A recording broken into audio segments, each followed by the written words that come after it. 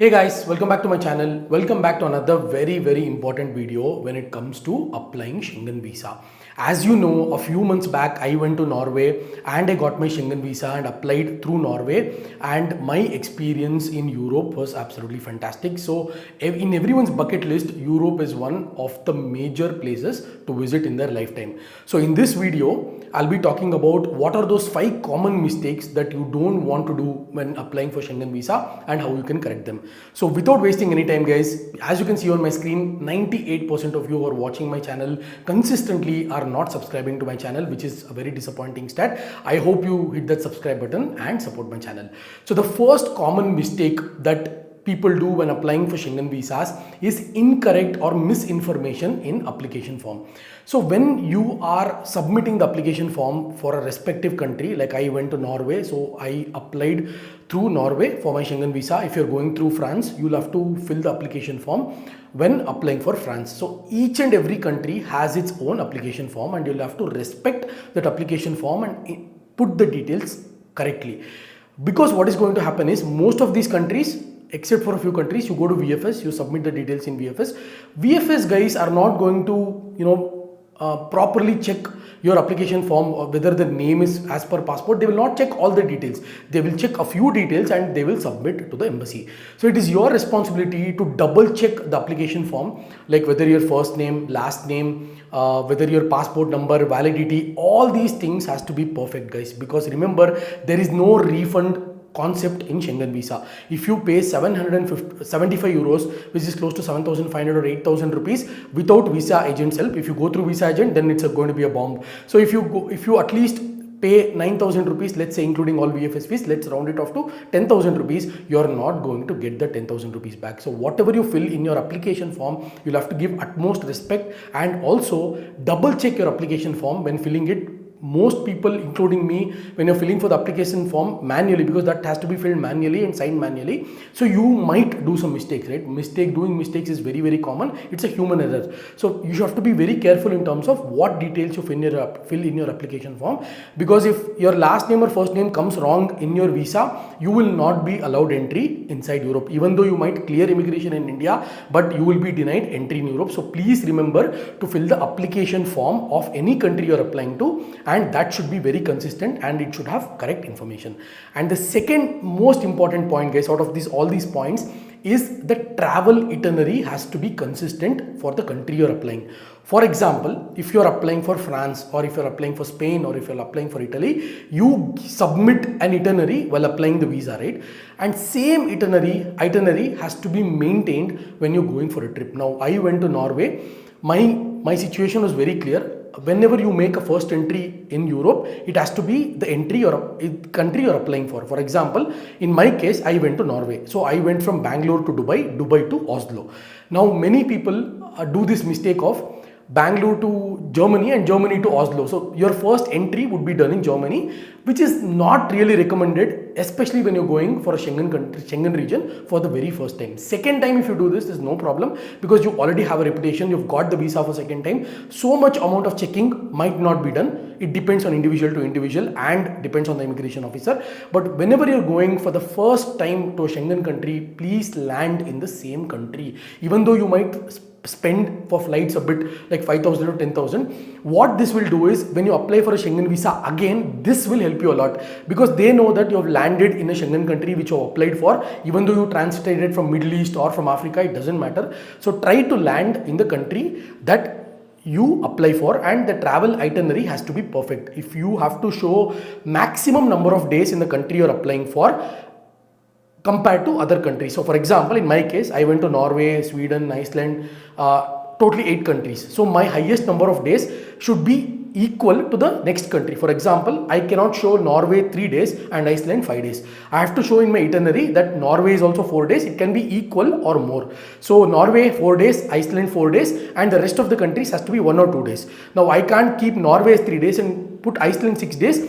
My visa is going to be rejected, and even if you show your bookings after landing in Norway, it is going to be a problem. So be proactive in this case and submit a proper itinerary, a genuine itinerary, so that when you travel, there is not going to be any problems. Point number 3 is insufficient financial amount. Like when I say financial amount in terms of bank balance, guys. So your bank balance has to be consistent. Now, few country, Norway asked 6 months of bank statement with sign and seal of the branch manager. Now, few countries like France might ask only for 3 months, or Germany might ask only for 3 months. So those 3 months you have to maintain a consistent bank balance. Like for example, while taking the statement, if you deposit 5 lakhs, that might be rejection, because trust me, more than 5 people have pinged me on Instagram saying their visa rejection in Schengen was due to insufficient funds. So you just cannot put 5 lakhs at the time of taking statement, and after taking statement you give 5 lakhs to your friends or family. It is not going to work, guys. So your financial status has to be consistent. Like for example, I gave my salary account as my bank statement proof. So in my salary account, you can see that my salary is coming every month. I am taking out that salary, I am giving some money, I am paying my bills. So you can see a pattern, you can see a consistency that I have a financial income, I am getting my salary every month, and based on that salary, I have taken out the bank statement for 6 months. And you can see, even though I deposited at the end, while taking bank statement, even I did not have money, I had to borrow from someone and get deposited 3 to 4 lakhs and then take a statement. But even though I did that, but if you see the consistency and the pattern, my financial status was good in terms of maintaining salaries coming into the account. They know that you're getting salary and you have enough financial funds to support in Europe. That's all they're bothered about, guys. So point number 4 is travel insurance. Now, travel insurance is a very subjective topic. First of all, you have asked in my previous video where to take travel insurance. I always book travel insurance from Tata AIG, guys. This is not a sponsored video. Tata wouldn't come and sponsor a small YouTuber like me. Definitely it's not a sponsored video. It is based on my own experience.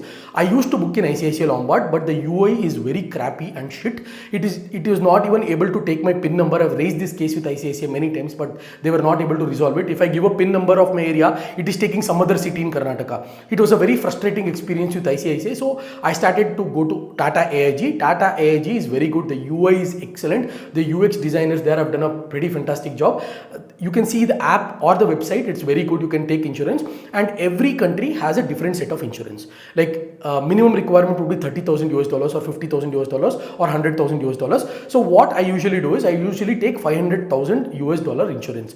That will come up to per person almost like 600 to 700 rupees.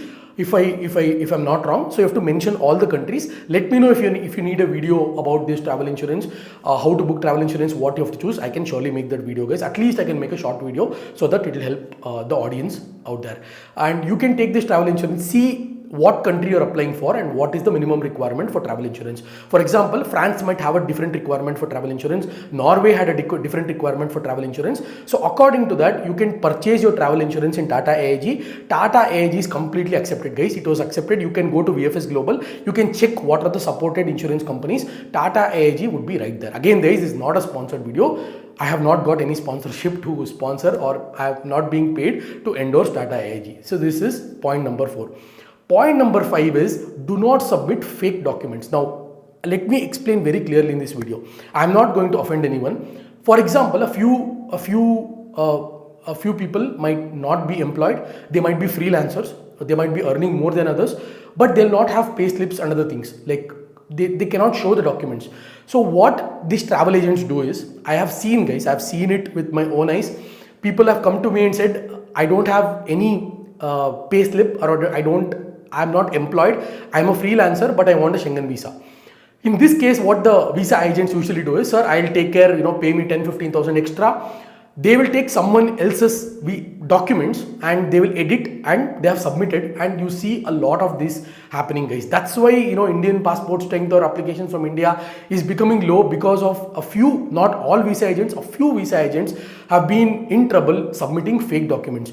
Now, if you submit, like for example, you're not even employed, if you say you're working in Infosys, you edit someone's payslip, this is very easy to catch and you will get a bad reputation. The next time when you're applying for a Schengen visa for any country, guys, it is going to be a problem. So please remember that do not submit fake documents, even if visa agent is coming to you and telling, sir, please submit, that document. It's going to be very simple. I'll take care of it. I've already done it for 10-15 customers. Please do not fall for the trap, guys. Even though even though you have to go through the proper process, proper channel, be always authentic when you're submitting your documents, NOC letter, employment letter, or pay slips. These has to be genuine. Do not submit fake documents. Do not listen to visa agents because they have got the visas done. They might even speak to some of the candidates that have got through. That's why I say be proactive and pragmatic. Always apply visa on your own. Do your own research. Even if you get rejected, no problem, because you're losing your own money. If you go through visa agent, not only you lose 10,000 rupees, but also you lose the commission 15,000. So you'll be losing 25,000 rupees, whereas you could have applied the same visa 2 times. So save your own hard work money, apply visas on your own, go through the process. I follow my videos. I've done so many videos helping you guys on how to apply Schengen visa. And I have a bonus tip for you. This bonus tip is you can apply Schengen visa before 6 months of your travel. For example, if you're traveling on June 15th, you can apply Schengen visa. I think it's December 15th would be 6 months. You can apply your Schengen visa from any time after December 15th. So they have given so much lead time, guys. You don't have to really rush at the last moment.